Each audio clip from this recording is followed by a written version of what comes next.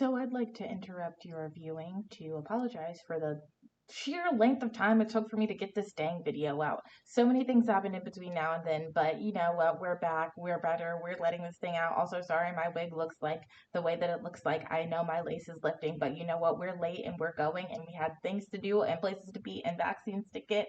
So let's go. Let's get into this video. Yes. Okay, so, geez Louise. Unsurprisingly, I'm kind of jogging to this appointment. I look a hot mess. No, I dropped my ID.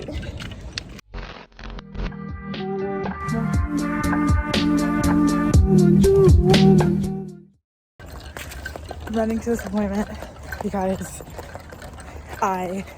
sorry, I kept saying too much noise. Oh, okay. I'm going to go get my first dose of the Pfizer vaccine, but I'm late. Alright,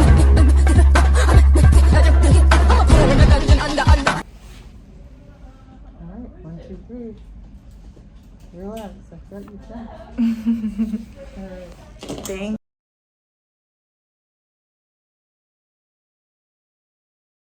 3 weeks later.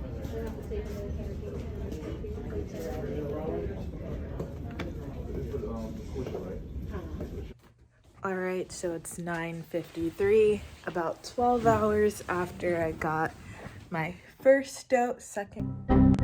second dose of the vaccine. My arm is pretty sore. Like, you know how when you get the flu shot and your arm is sore, but it's not like that sore? Well, my arm is like, it's pretty sore, but other than that, I feel completely fine. Person who gave the shot to me, she said that the next day to watch out for symptoms because that's when everyone was experiencing symptoms.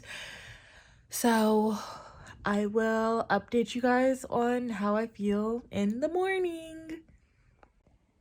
It's now 1:12, and I put back on my bonnet because I feel like body tired all of a sudden, and my arm hurts pretty bad, like pretty bad. Not like awful, but it just kind of feels like it's just really sore. My shoulder's really sore, so I'm going to do some practice questions and kind of rest a little bit. I feel like this vlog is just me doing like a live symptom tracker. Today is the day where I feel something for the first time. I feel really extraordinarily tired, but I also have a headache, but not a bad headache. It's just kind of like it's there, it's kind of annoying kind of thing. But this morning I wanted to do work, but also I couldn't really wake up until like 11. So, but I woke up, I set my alarm at 6:30, didn't really get out of bed until 11. So that's how tired I was. So funny thing happened. After I recorded that last clip, I drove home to my mom's house and got so sleepy that I didn't record anything for 2 days, and then by the time I realized that, it had been 2 days. So today is January 25th, about 2 weeks after I filmed.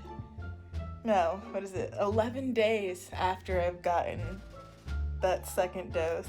Feeling fine like wine. Okay, I'm just gonna stop rambling and just changing the whole course of this video now. It's going from sorry.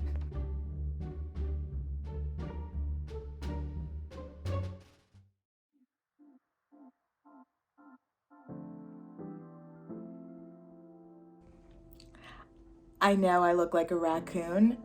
We're not going to address it, but we are going to talk about cytokine storms. Cytokines are little signaling molecules that your white blood cells release in order to help do their fighting stuff and tell other white blood cells what's going on so they can come over and they can fight too. So generally, when you have a cytokine release, you don't start to feel too well. And that's kind of what gives you the symptoms that you have.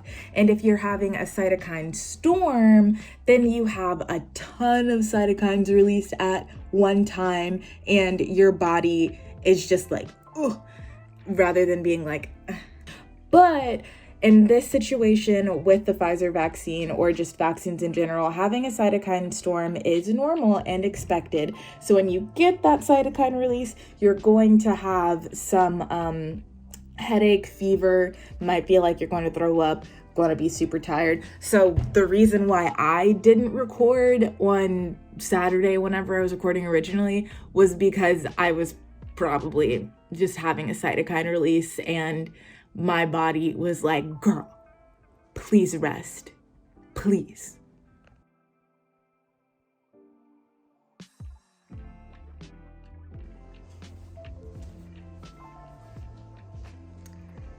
Because the body needs to see things twice to have a really good immune response to it. In general, what happens is your body, when you get sick, normally, the first time you get sick, your body's like, oh my gosh, I've never seen this thing before. I don't know what to do. The second time you get sick, your body knows what's going on, so it knows how to fight it. That's basically what's happening with these vaccines. It's, yeah, that, no other way to explain it.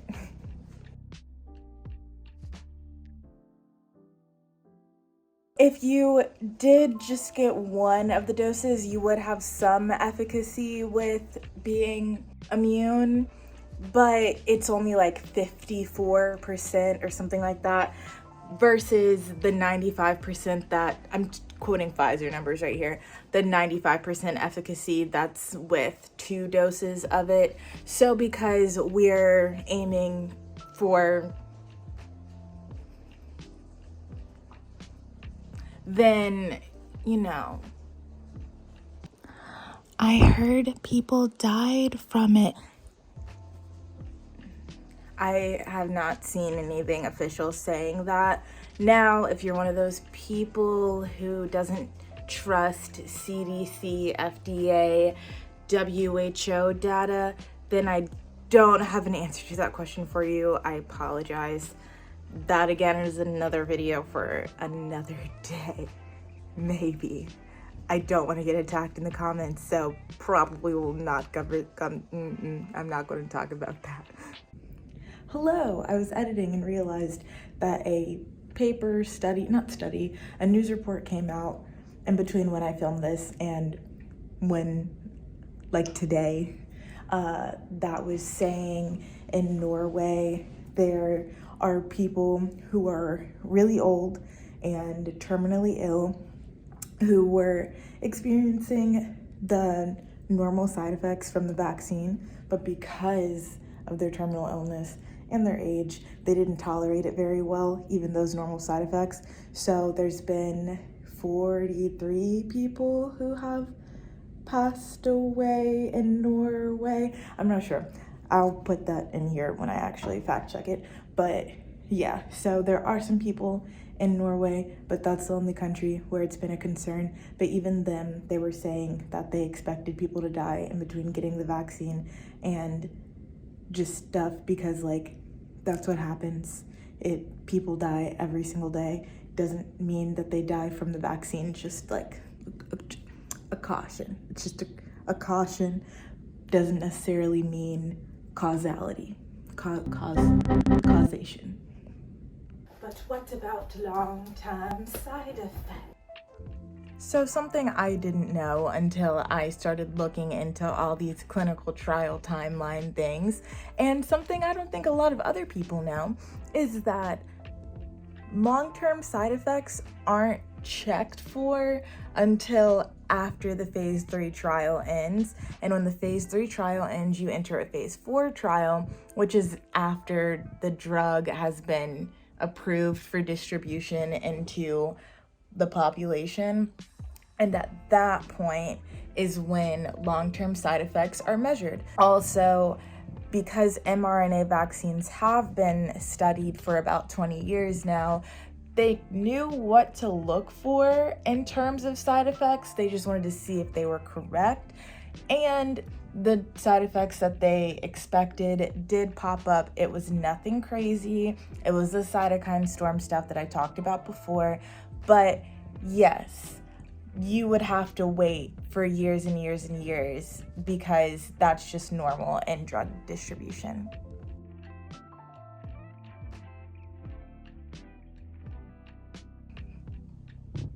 And last but not least, if you already had COVID and you had it within the past 3 months, then if you want to get vaccinated, it's basically up to you.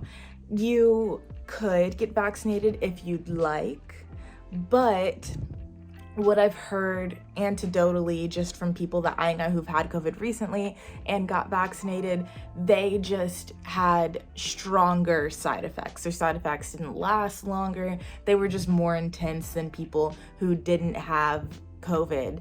And those people who did have COVID and got the vaccine, they still had, like I said, the cytokine storm stuff where they had fever, headache, nausea, lymphadenopathy, which is one of the side effects. It means that your lymph nodes swell, so that's an expected side effect, but it went away and they were all good and they're doing completely fine now.